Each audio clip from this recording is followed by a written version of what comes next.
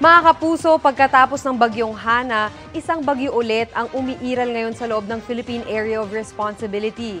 Iyan ang bagyong Ineng na unang bagyo na nabuo sa PAR ngayong September. Huling namataan ang sentro ng Tropical Depression Ineng sa layong 1,020 kilometers silangan ng extreme northern Luzon. Napanatili nito ang lakas ng hangin na 45 kilometers per hour at pagbugsong aabot sa 55 kilometers per hour. Kumikilos naman yan pa northeast sa bilis na 20 kilometers per hour. Sabi ng Pag-asa, hindi ito inaasahang lalapit sa anumang bahagi ng ating bansa at posibleng lumabas na ito ng PAR bukas. Pero maaari pa rin niyang lumakas bilang tropical storm at bago nito tumbukin ang Japan. Walang nakataas na wind signal pero makakaapekto sa bansa ang trough ng bagyong Ineng. Pinalalakas din ito ang habagat na patuloy na hinahatak ng bagyong Hana na nasa labas na ngayon ng PAR.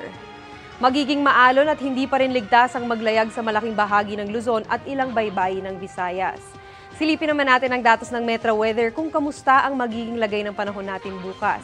Sa Luzon, halos maghapon ang pag-ulan sa maraming lugar. Matitinding ulan ho ang inaasahan sa Northern Luzon, Central Luzon, Mindoro Provinces at Palawan, gayon din ho sa Bicol Region. Kaya maging alerto sa posibleng flash floods o landslide. Sa Metro Manila, may tsansa pa rin ng ulan bukas pero kumpara nitong mga nakalipas na araw ay hindi na malawakan at halos hindi na ito buong araw mararanasan. Malalakas na ulan din ang dapat paghandaan naman ng mga residente sa Visayas.